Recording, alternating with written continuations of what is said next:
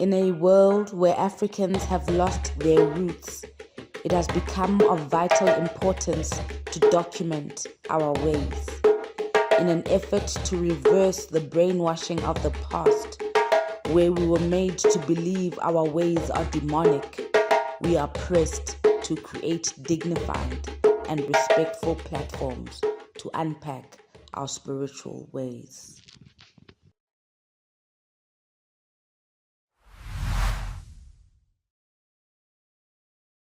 Moya light, Moya bright. Welcome to another episode of Moya Political Series. I always tell you guys that I want to make sure that when you walk into the rooms full of intellectuals, ningalahleki. You must be able to hold your own. So we always make sure that we bring new teachers who are going to be able to unpack some of these complex ideas, all these. You know what I'm talking about. So today we've got Dr Tshepo Moloi. He's going to unpack Es'kia Mphahlele. I'm sure lots of you guys have heard this name. Everywhere you go, even the people there who are doing literature at universities, the name always comes up. So we want to know, who was this Es'kia Mphahlele, and why is it so important for us to know who he was and is to us. Dr. Tshepo, thank you so much for agreeing and honoring the commitment to come to Moya to give us a lecture on this great man. Greetings to you. Thank you for being invited, and greetings to your viewers. So let me start before we even get to Dr. Es'kia, because it will be nice for the audience to know a little bit of your background so that we know how you relate to Dr. Es'kia. So I have absolutely zero relation to Es'kia. Let's begin there. So I am Dr. Tshepo Moloi, but I like to put the Mvulane in there because for the longest time I was Tshepo Mvulane. So the whole Moloi thing happens at the age of 30 when I grow to become my own. And I realized, maslungisen, Mvulane isibongo saka mama, Moloi isibongo saka tata. So I cannot be continuing on this wrong trajectory. So that's a story for another day. But Tshepo Moloi is born in exile because both my parents skipped the country, the 76th generation. And so I always say I was made in Zambia, Lusaka, and delivered in Tanzania, Morogoro. So my mom was pregnant with me in Lusaka, then she delivered me in Tanzania.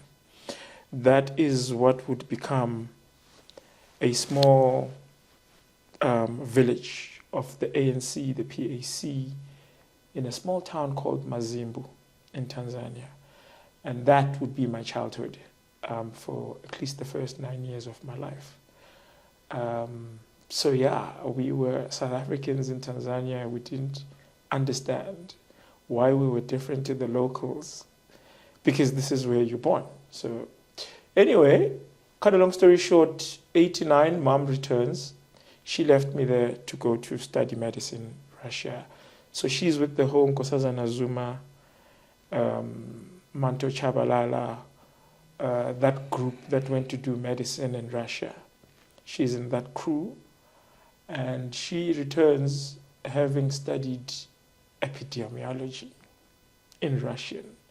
Of course, nobody understood what she was smoking.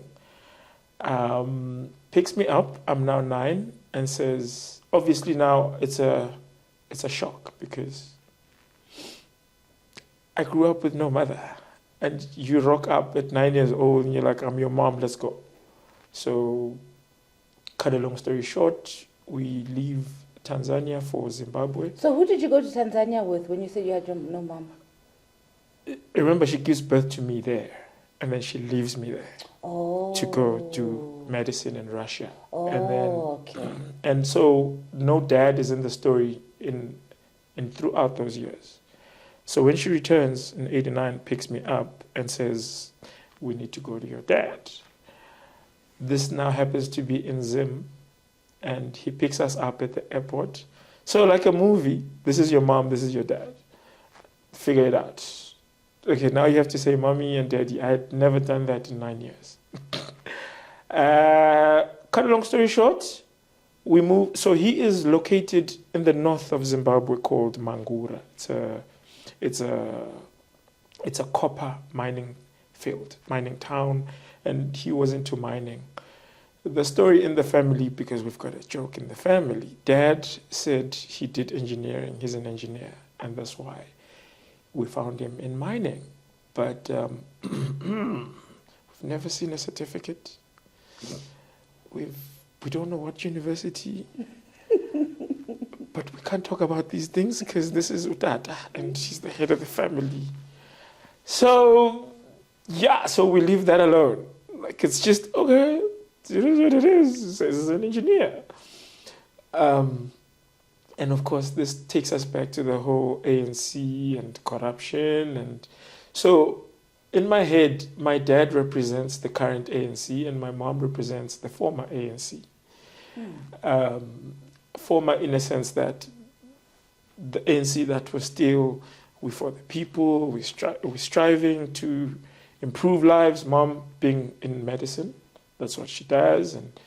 And so dad is the political connected one, mom is the angizingen, is I don't know who these people are. I don't recognize them anymore. This is not who we were in exile. And we returned to the country in 92, and they enroll me at a private school in Observatory, Sacred Heart College. And this happens because my cousin was there, and she was in standard 1 at the time. I was standard 4. Babi Moloi. And me and Bobby are in the same house with grandpa and grandma. So dad, when we arrive, Shell House says, here's a ticket, you're off to President Steyn Mines in Free State, deployment. And mom does not go down that route. She's like, mina, ngibuyele esikoleni. What y'all are doing? And she finishes. Turns out she didn't finish her final year when she came back. So when we landed in South Africa, she couldn't get a job because they said your qualification is foreign, and yeah, we don't know how to put you through the SAP, South African Qualifications Authority. And so she went back to Russia, wrapped up whatever she had to wrap up, came back. So what I'm skipping here is they divorced. It's funny because that's what they say. But in my book, they were never married. So how are you divorcing if you didn't marry? So it turns out when in that 2 years we were in Zimbabwe, they went to a church and they did marriage vows. But the shady thing about that arrangement was none of their families were present, including me. So we land here, and obviously both families are beefing.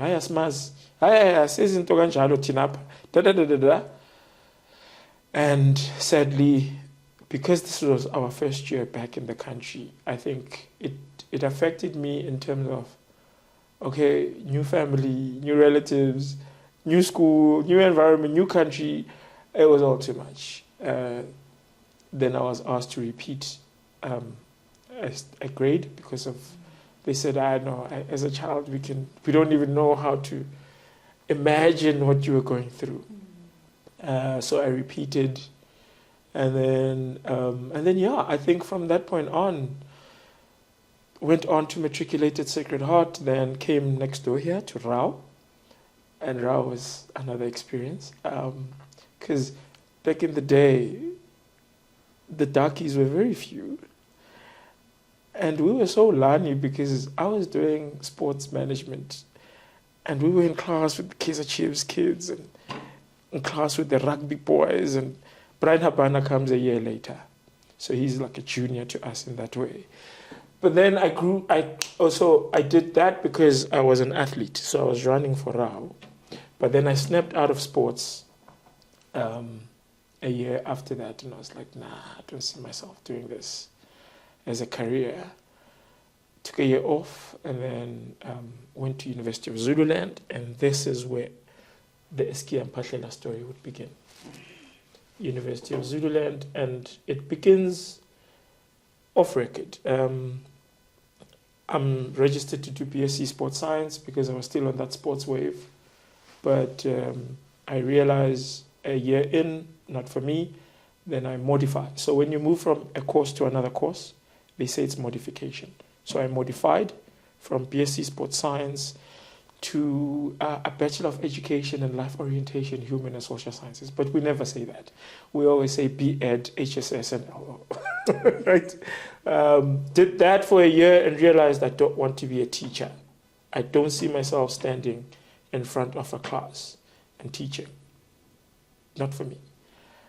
I modified again to what eventually I would become, a historian. So I went into a BA in Heritage Studies, and that's where Tshepo comes alive.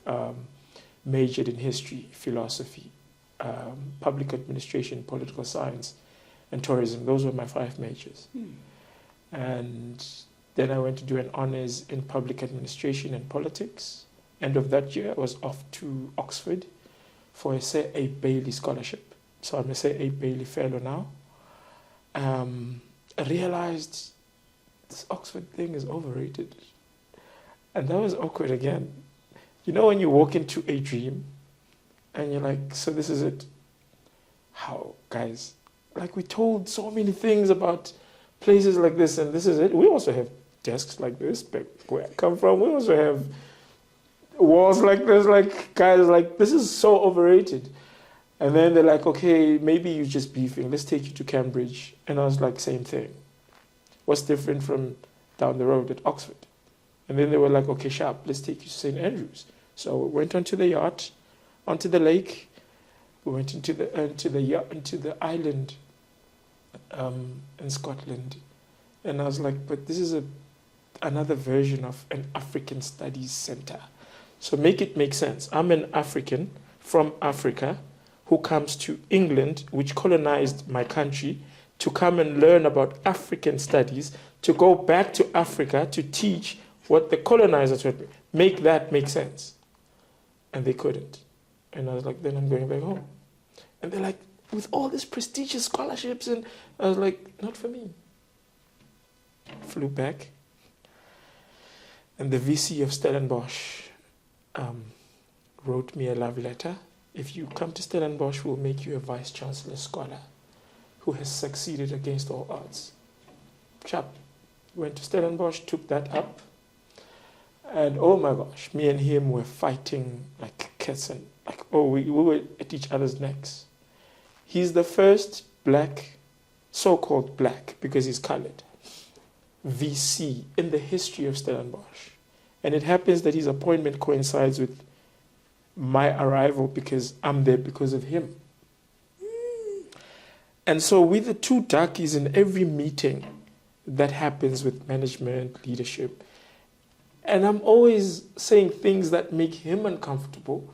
And I'm like, but you and I are supposed to be on the same agenda against these people.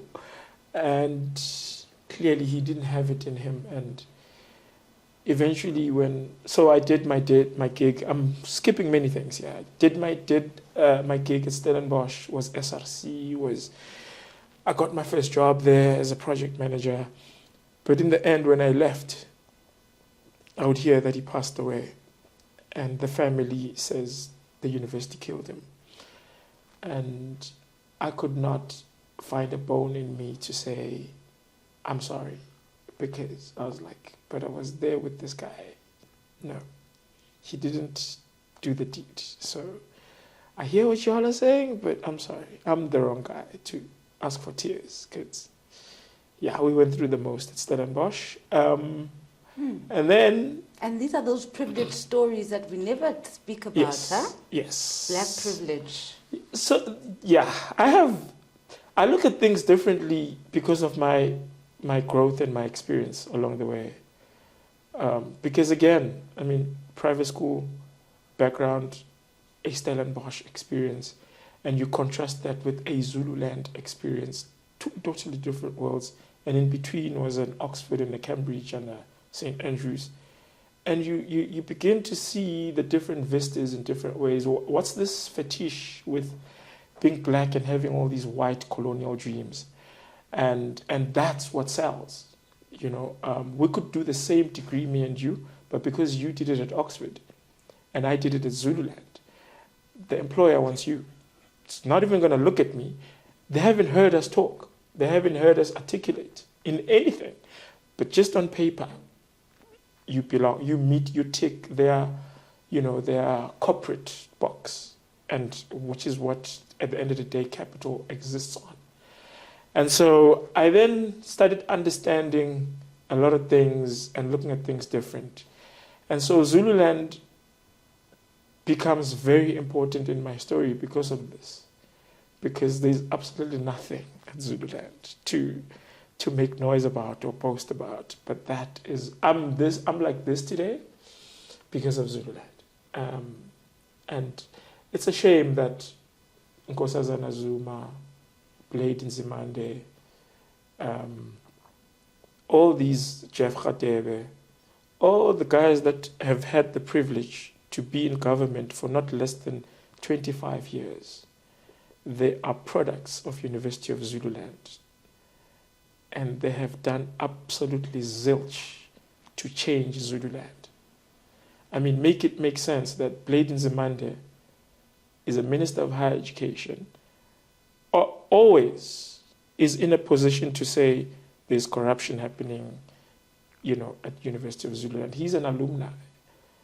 There is absolutely no footprint of Blade doing anything for Zululand. And he's just a metaphor for all the others that became luminaries. Zondo, Judge Zondo. Now he's a chancellor of the university. Why? What has he done for Zululand? And all the other judges before him, Judge Ngobo, chief justices, Mogoeng. And I'm like, I've never heard any of these people say they are Zululand products. And they all come from there. And you're like, and you still go to Zululand and you're like, but guys, there's nothing here. But look at the people they've produced. How is it that it's okay that they've done absolutely nothing for that university? And so that's Zululand for you. Then I come back home to do my PhD. The plan was Wits, because I was already at Rao. So I didn't want to come back to Rao, which is now UJ. But when we did our applications, we found UJ on steroids. Oh my gosh. So what UJ has done, it's overtaken Wits in terms of all the business that government would give Wits is now with UJ. So the South African Research Chair for International Relations and African Diplomacy, which is my field now, is at UJ. And so when I applied at Wits, while we were waiting for Wits, they were like, when are you coming here? And when I came, they were like, how soon can you start? And I was like, okay, this is crazy. Because remember, I didn't want to go to them. I wanted to go there. Now I'm counting 10 years with UJ, which was never in the plan. And we don't look like we're going to divorce anytime soon, even though I've been putting up a divorce sign for I don't know how many years now, because I finished the PhD in 2019. So everything that's, so I don't know if your viewers know where Moya is. This is being shot in Melville. So everything that is in this vicinity, I was put in a BNP up the road here to wrap up the PhD. There was another house up the road again here where I lived alone. The university put me up there for my practicals. I've been chair of the postdoctoral research fellowship at UJ, and. Okay, so now let's go to that to Es'kia. Yes, yes. So let's begin at the beginning. From my background and my evolution. Yes. There is absolutely nothing that would have been an indicator that I would have anything to do with Es'kia Mphahlele. Zilch. Whether it's family, whether it's parents, whether it's colleagues, relatives, spaces that I was in until Zululand. So at Zululand, I go to the library and I was just fascinated to read the daily papers. But then the Zululand Observer had a small little clip that they put there, and it would be like these wise words of sages, African sages. And they always had Es'kia there. And I would take out my diary and always scribble in my diary the words of that day. And then it grew to, I would actually cut that clip and hide it in, because we're not allowed to take the paper out of the library.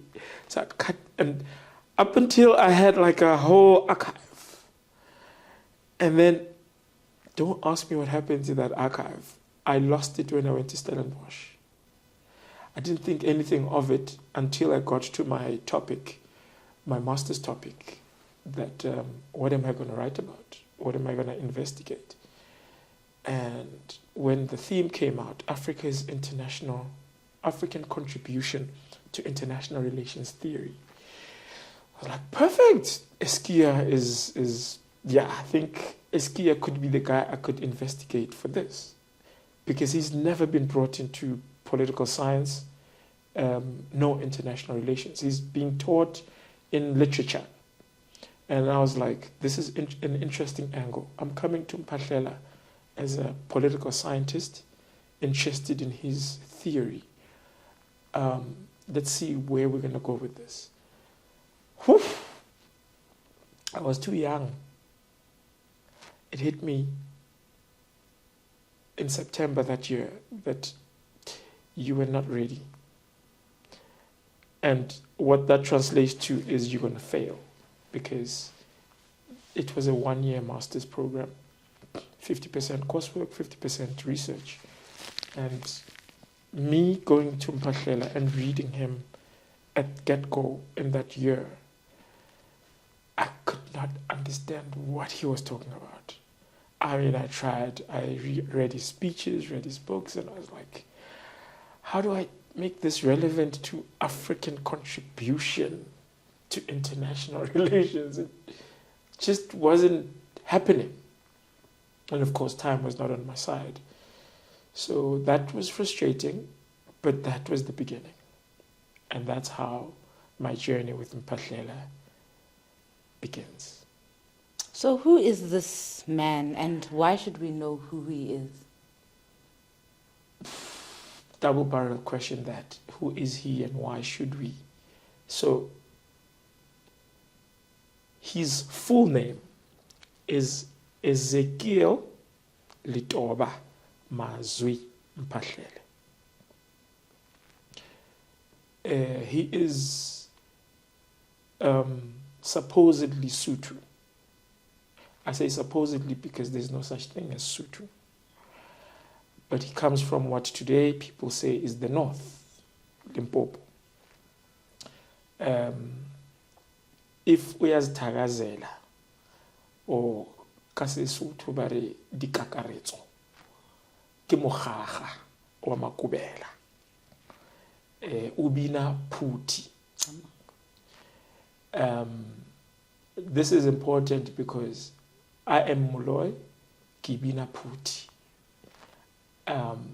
So I'm kind of driving you now to fast forwarding the cassette to how my knowledge and growth of him would lead me to understand how I had to be drawn to him and I had to know him to make it make sense in my own narrative. Now, as Mogagga wa Makubela, he is a cousin to Patudi. Patudi, if you know your South African history, we had Lucas Mangope in Bophuthatswana, Gacha Buthelezi in KwaZulu-Natal, Kaiser Matanzima in Eastern Cape. Patudi was the one who was wearing that hat for the North. So they are all called sellouts today because they were leaders of the Bantustans. Mphahlele happened to be a cousin to this Patudi. Why is this important? It's important to understand that Patuti is the guy close to the regime, the apartheid regime, that would negotiate for Mphahlele to return back to the country from exile. Because there is a criticism that Mphahlele sold out. How is it that he came back when people were still going out in the 70s? Unless he was, the only way he could do that is if he was a sellout and talking to government. And so it's because people don't know the link that actually it was his cousin who was a leader of Limpopo, now Limpopo. Back then it had another name. Pietersburg. And because of that, this guy then made it possible. So let me continue the story after giving you his full name, right? If you read his biography, Down Second Avenue, which everybody quotes to death, because that's the only book they know of Mphahlele, and yet his name comes to print before that book. That book comes out in 1959 in Nigeria. But his name came out to print for the first time in 1946, when he was still in South Africa. It was called Man Must Live. And only 700 copies were published. None of them today exist. So this is the reason why a lot of people don't know his first book, which was that. I still am looking for an existing edition. I'm not optimistic that I'll find it, but I have, though, the article of Men Must Live, because it comes out in his subsequent editions of later works. But the book itself, it was published in Cape Town by the Bookman Publishers, doesn't exist, which doesn't exist anymore. Anyway, in Down Second Avenue, the opening sentence,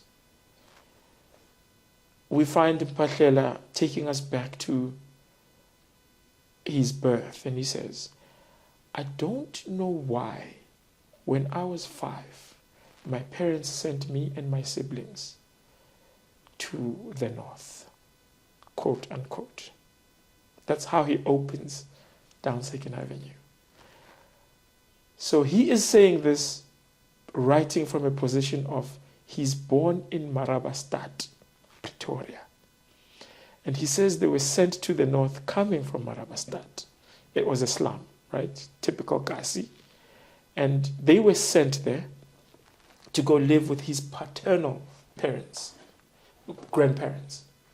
And those were the years where he's living the typical rural life. He's herding sheep, cattle. He knows the lake and the river because of the cattle and the life he's living. He's not going to school. So he's living your typical village life. And this is important because this helps us understand the transition he had from ghetto, rural, to back to ghetto, to suburb. Okay, so that's how you'd classify his growth. So Marabastad is the ghetto. He moves at the age of 5, lives a rural life. So this is important because of his writings. He's able to flip. He can go to the rural and the traditional in a very depth way. Similarly, he shifts and he comes and he's this black, educated academic scholar who's talking mighty philosophical terms. And you're like, okay, which Mphahlele is talking now? So he could do that. But then he gives us a term. And he says, for many people that have tried to categorize me, have tried to box me. I'm an African literature writer. I'm an author. He says, none of them get it right because I'm nothing more than an integrationist. That's the term. He defines himself. And when I interrogate what he's saying, that's what we are. We have our traditional, equally we have our colonial, And both of these coexist in us in different moments. So depending on where I am and what's the context, a switch will switch on. So that we have to, as he says in his first book, man must live. And the only way man can live is if they can adapt to whatever context they find themselves. What is said in Mphahlele's story, and I'm flipping here because of time, is that's his story in terms of the ghetto, the rural, Mphahlele, and then he comes back to Marabastad when he's now doing his primary schooling. And he was, because we always think of Mphahlele as this brilliant sage, he was the second last in his class when he comes back. Because he says, I didn't go to school until I was 13. So I didn't understand schooling. I didn't have a concept. And of course, the schooling he's referring to later, he would say, colonial education. Okay? And he says, I was second last in that order, in that colonial education class. And my parents, when I took the report home, they were like, how did you beat the last guy? That's how bad was bad. I guess the last guy didn't even come to school. Because he says, I absolutely didn't understand school. But then he says, then I got a scholarship to go to a Methodist school in Johannesburg. And it took time before he says St. Peter's College in Rosettenville in the south. And he says, oh my gosh, that was like the way I say Sacred Heart, South Africa, in that year that I came, that was that for him. So I could have flashbacks when I'm reading this, right? I'm like, okay. So he's like, at St. Peter's, it was a completely different world from Marabastad and Lebuago. Here for the first time, we were multicultural and we were all equal. And except for the hostels. They had a boys' hostel and a girls' hostel. But everything else though, And he says, and then I learned English. So this is important because this becomes his medium and his genre of writing and existing and meeting the world. And he says, I became so good at it, I was always guaranteed number one in every class I've been in. I was good in English and I was good in, there's another subject he was good in, but he said he struggled with his mathematics and his sciences. And he says, I thank St. Peter's for having given me the grounding. What Walter Rodney speaks about groundings with my brothers and sisters. He says, St. Peter's is where really I was able to become. And it's important because I'm giving you key concepts of Mphahlele's oeuvre. He speaks about, so after Integrationist, he speaks about the process of becoming.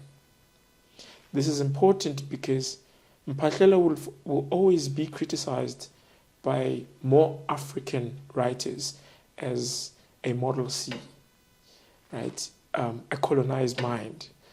And he was a butt of jokes in France and in America when Kiorapetse Khotsitsile would say to me, and Mongani Walisirote would say to me, we didn't understand him. We just thought when he was awarded a directorship for African programs in France, we all laughed because we were like, Africa. I mean, those guys, as colonial as they come.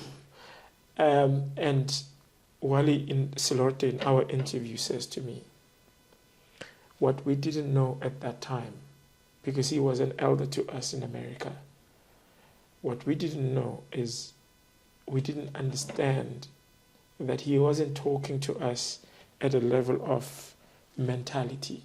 He was talking to us at a level of spirituality. And so we took what he was saying based on our understanding. So he was saying things like, I need to go home because I don't have community. I can't, in my 9 years in America, I can't find a sense of community. And my wife, Mom Rebecca, and myself are longing to go back to ancestral land. And he calls the ancestral land the place of tyranny.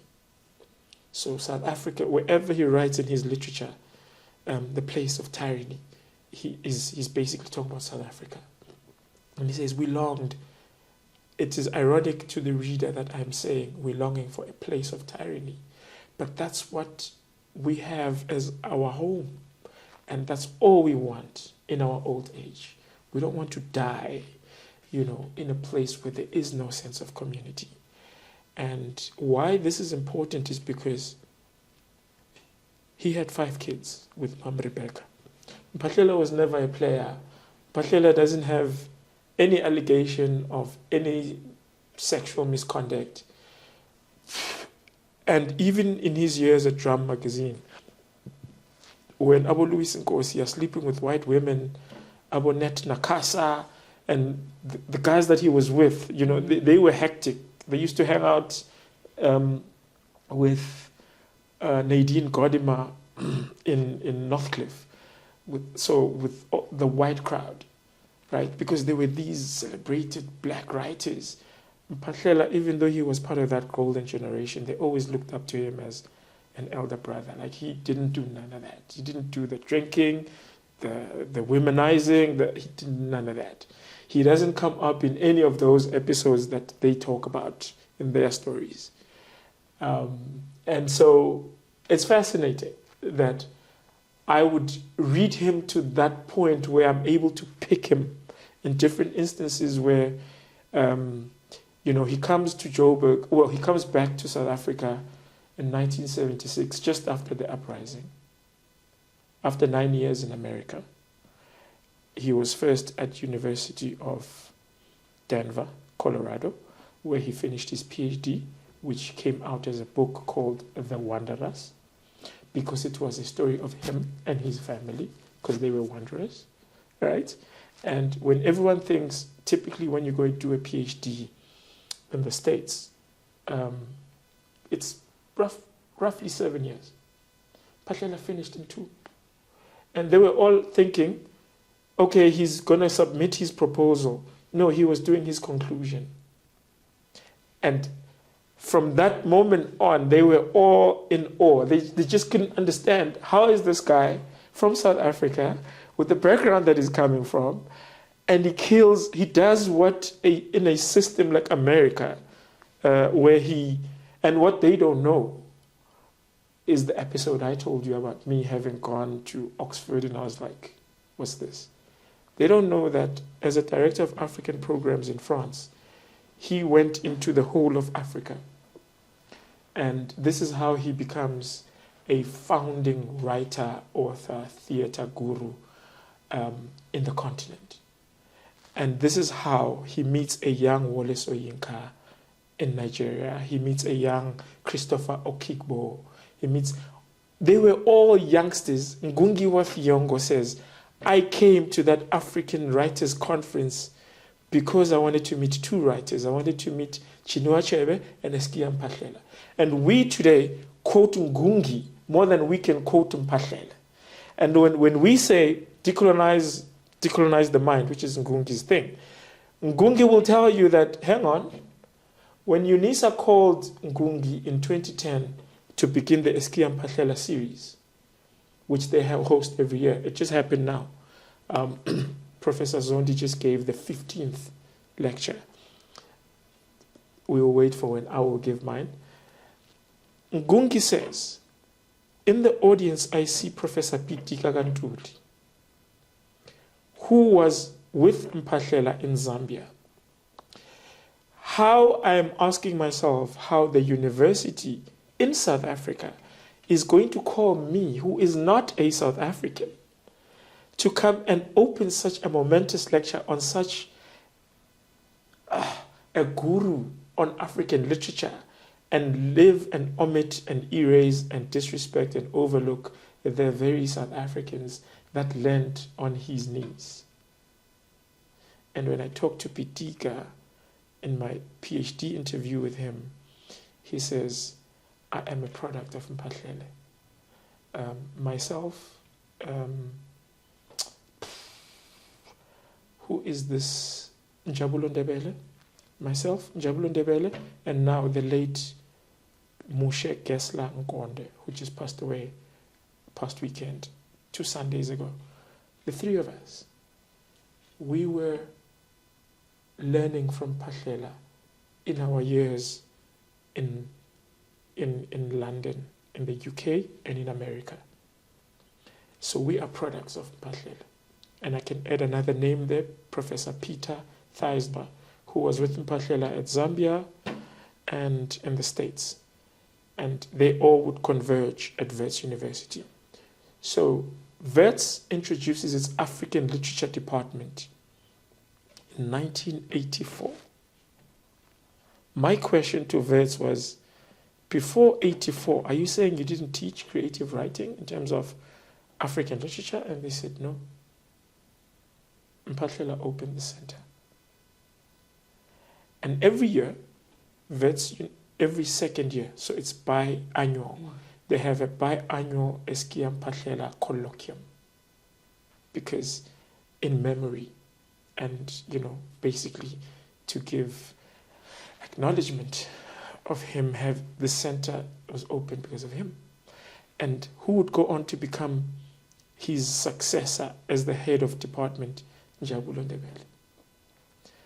And what a lot of people miss is if Njabulo Ndebele is one of the prominent black scholars in South Africa today, it is because it's that position that put him in that place. Nobody knew him before that position. But because he succeeded in Mphahlele, and the way I'm reading the narrative and my research, it was actually Peter Theisma who was supposed to succeed Mphahlele. But if I showed you a picture of Peter, he looks absolutely white. So the argument was, no, it's not going to look, it's not going to have the look. Yeah. Right? And yet, Peter was more grounded on Mphahlele than Njabulo will ever be. Ever be.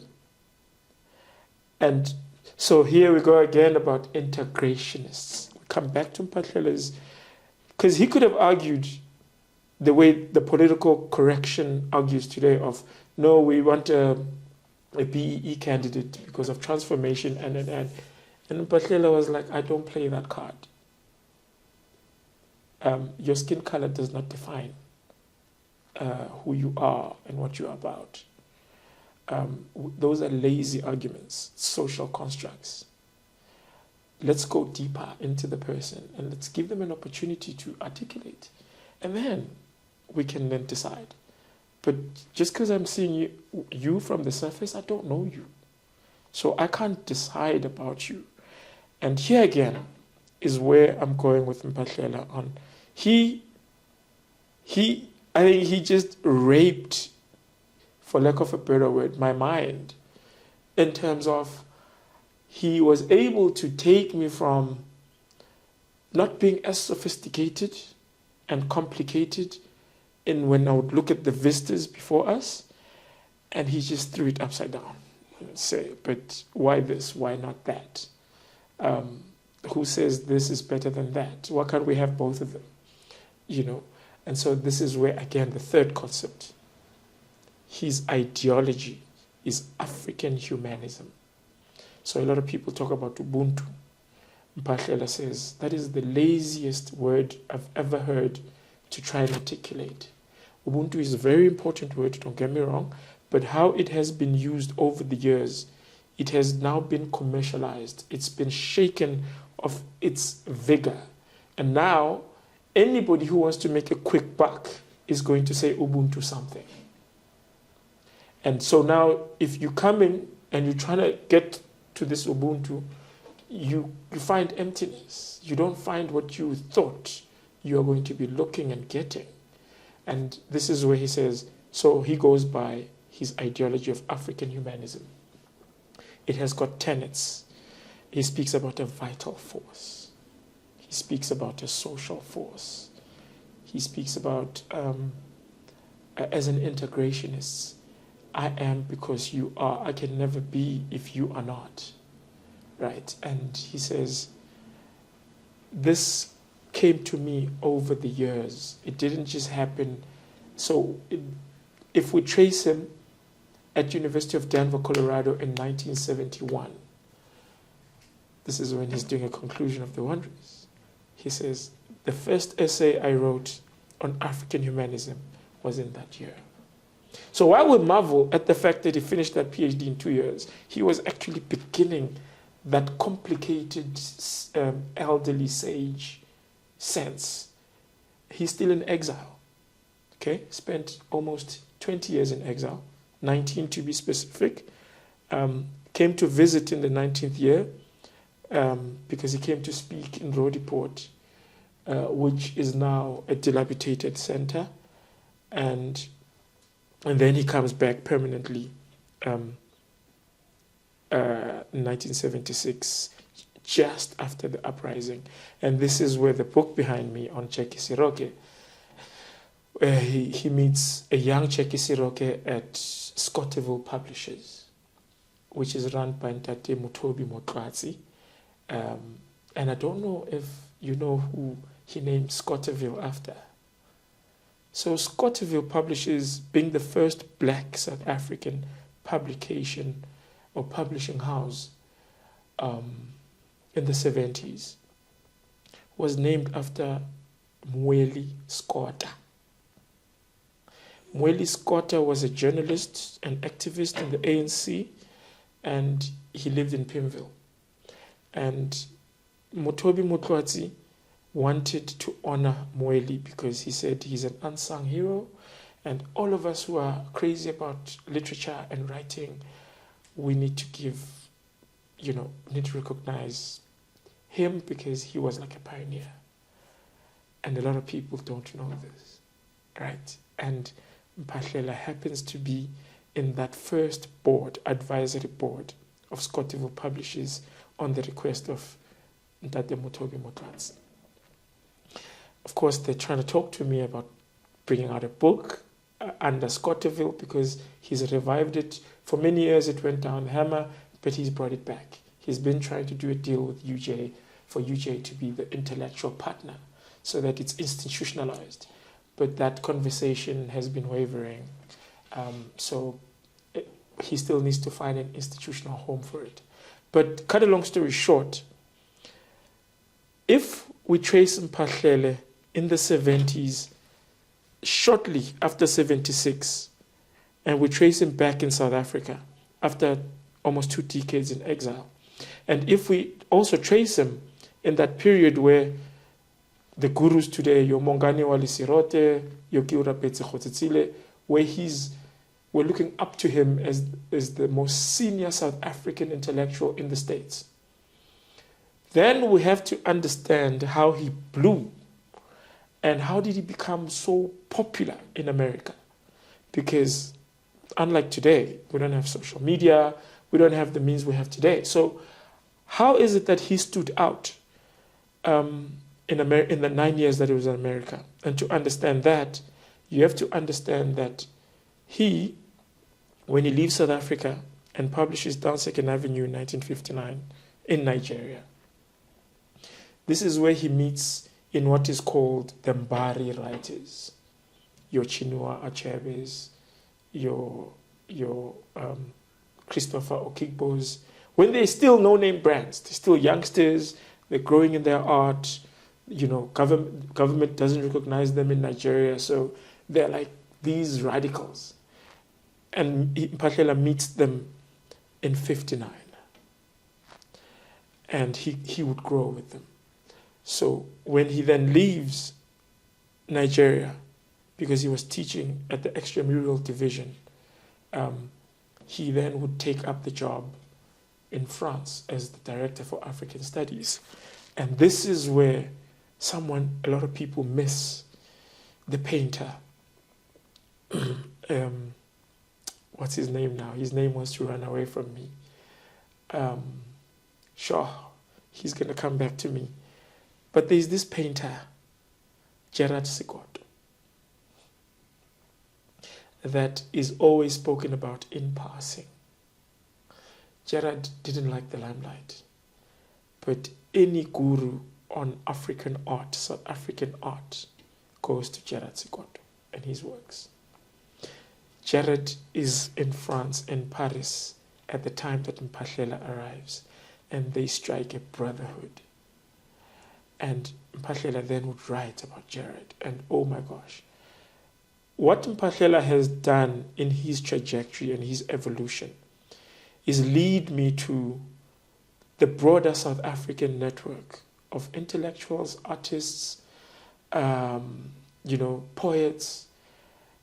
And so in coming to Mphahlele, I thought I was coming to an individual, but it was actually a highway to coming into broader South African history, South African individuals who we miss in mainstream history, because he opens that black world in the diaspora and in the country.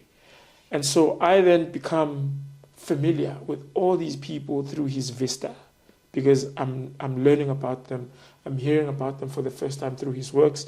Then I go and I look them up, and I'm like, how did we get here? Like, how is it that when we speak about Afrocentricity, for example, people talk about Molefe Kite Asante without realizing that Molefe Kite Asante at Temple University, which is in Philadelphia, is a university that is next door to University of Pennsylvania, which is where Mphahlele would get his professorship. So he becomes professor when he leaves Colorado and joins Pennsylvania. And during weekends in his apartment, Molefe Kite Asante would come to Mphahlele's flat. And here is where Afrocentricity will be cooked. So Molefe says to me in a direct interview, Tshepo,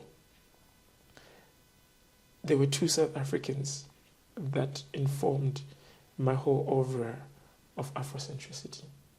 The first was with me at Temple, who became a VC, Govista, Kito Tshehlwane. Never heard of him. And he says, well, go read up.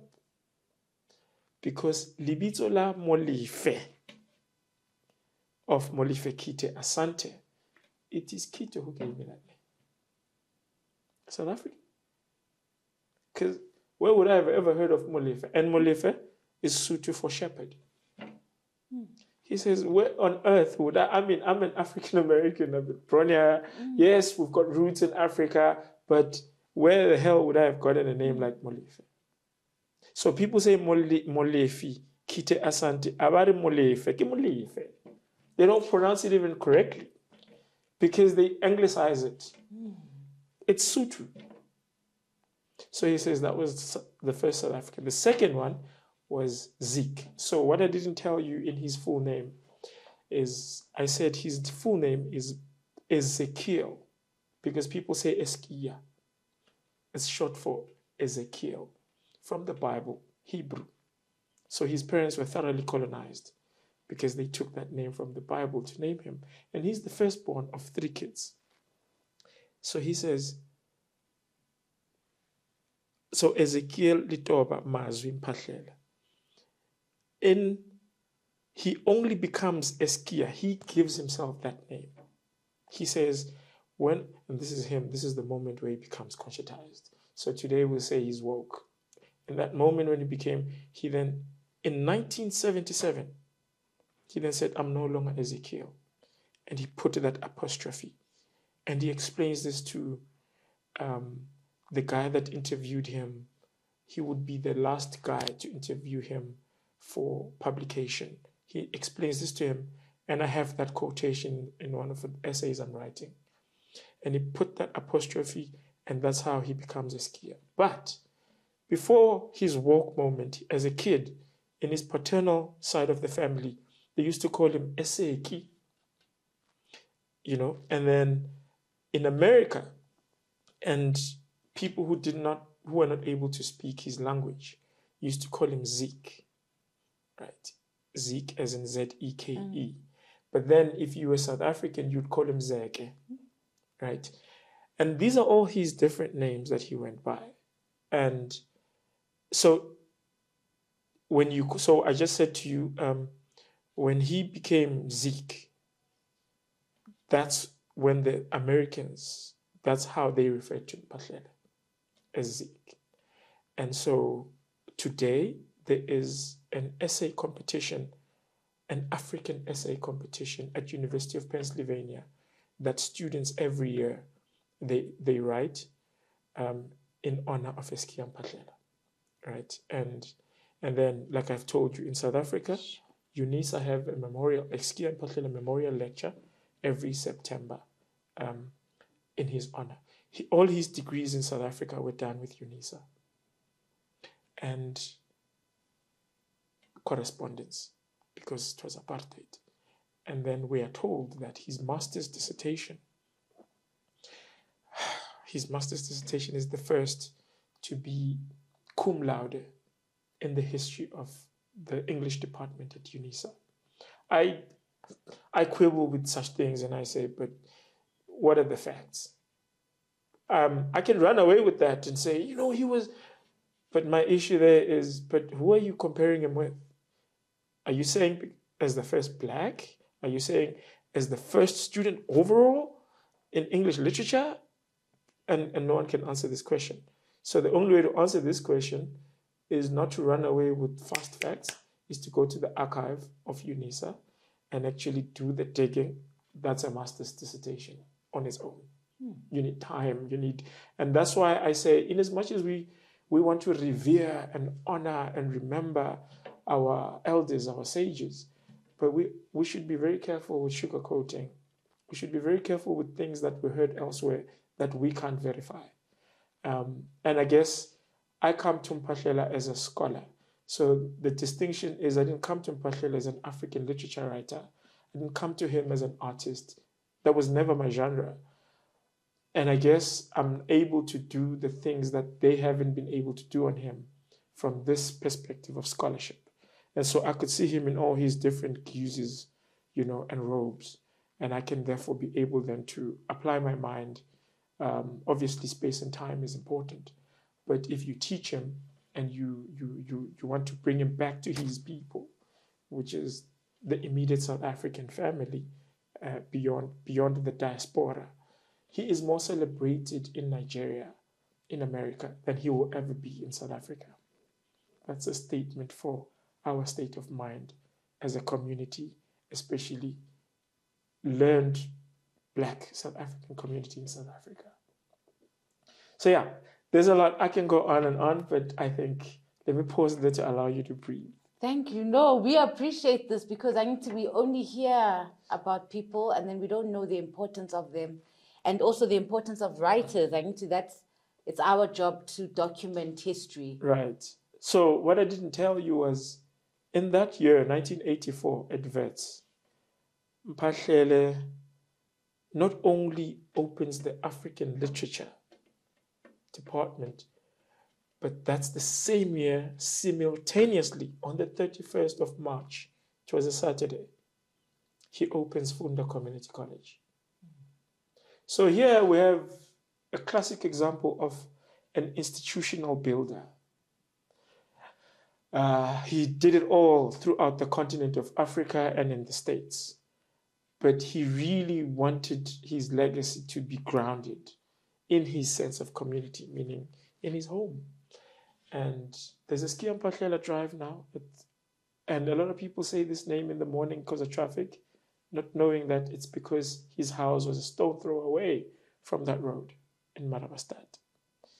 And there are so many places that are called Es'kia Mphahlele. There's an Es'kia Mphahlele library in Pretoria, in the city center. And they don't know why. Because Marabastad is down the road.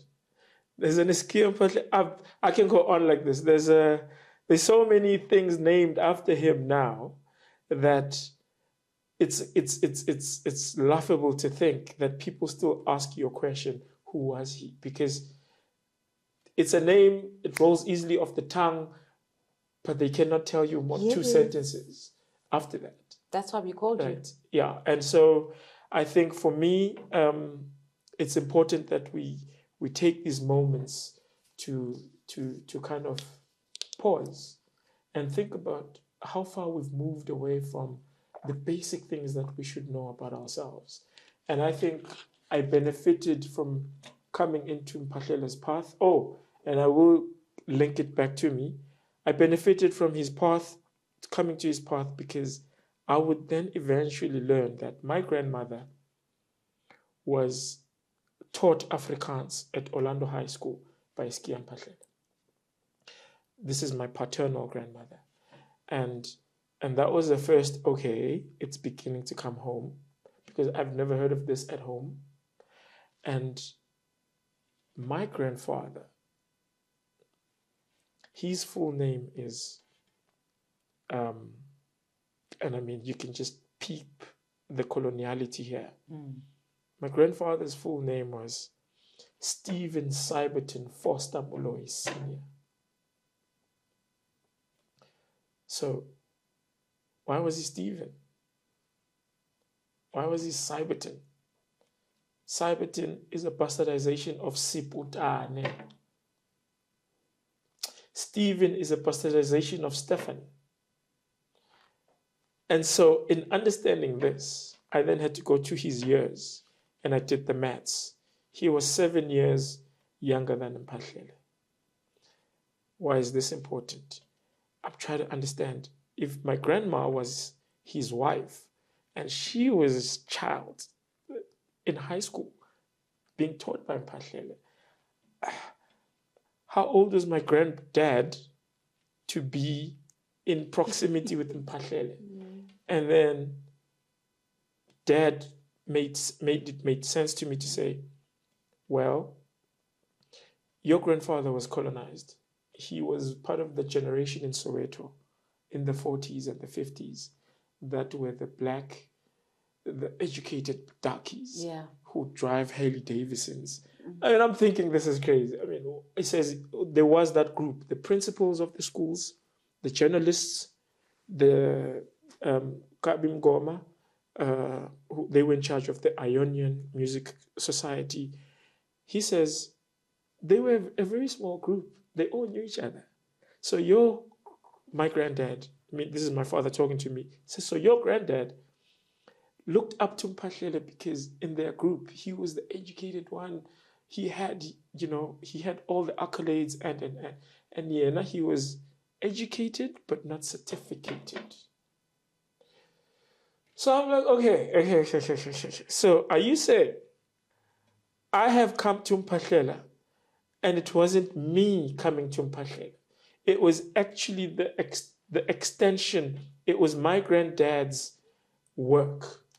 And so I am nothing more than a vessel of my grandfather who he didn't have the time nor the luxury to learn as much as he could on Mphahlele. And so this was bestowed upon me. And in my young brain, I could not understand that I was doing all this work on Mphahlele, not because it was my own geniusness or my own innovation. It was actually my granddad. So this is all granddad. Yeah. And I had to pause and be like, I need water. Because when we're talking about indigenous knowledge systems, when we're talking about the idea of the elders, the ancestors, we always think it in this way that we know of sangomas, okutwasa. We don't understand that there is no one way of getting to a particular stage, not age, of your journey. And at which point do you become an elder, right? Because it's not your years, but it is your stages. And that is a process. We come back, process of becoming. That's Mphahlele, right? So I needed to, so it happened. So this has been gradual.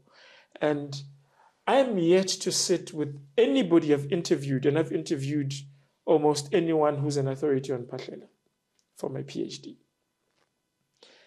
And when they hear me speak on Mphahlele, it's almost like okay, we knew this angle. We didn't know that angle. We knew that. So I bring it all together.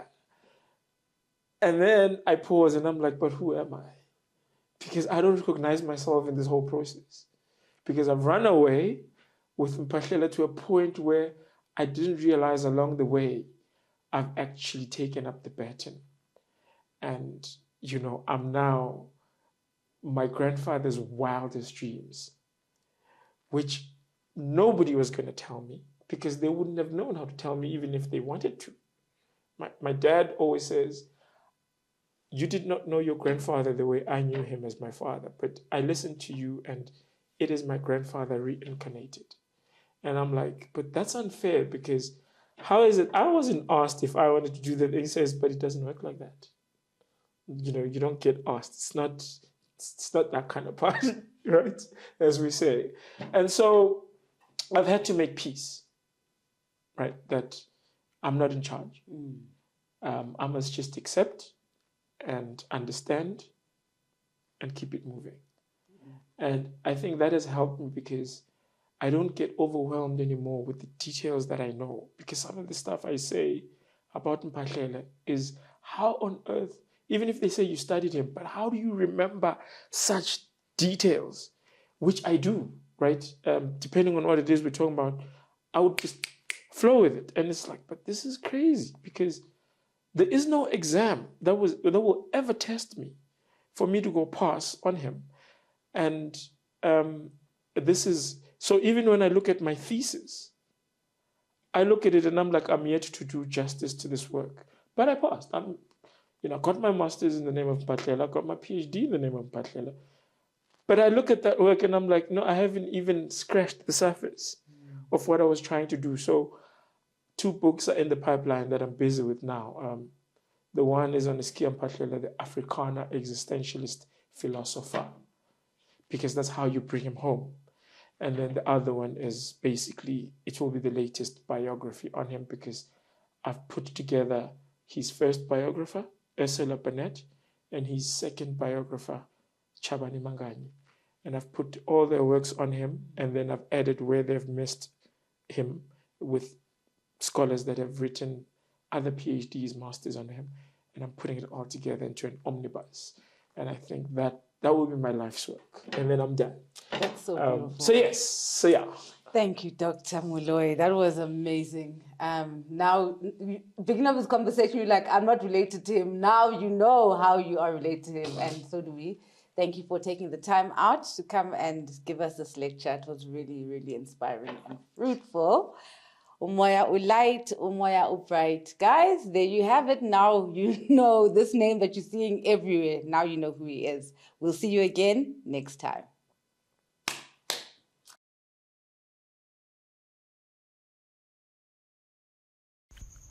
Who are you when all you were has been diluted by lies and white lines cancelling out all that which has been written of your history? Why do you look at yourself as a mystery? Doesn't the sun shine because you open your eyes? Doesn't the moon stay situated within the same stars your DNA sparkles off? Your spirit knows that surely corner into e off. Buza umoya so you may return to being well off. Because spiritually you are rich, yet your ancestors cry because you are out of reach. But yours is to command all elements while God takes inspiration from the very mirror she looked at to become. Remember who you are and never finish just when they think that with you they are done.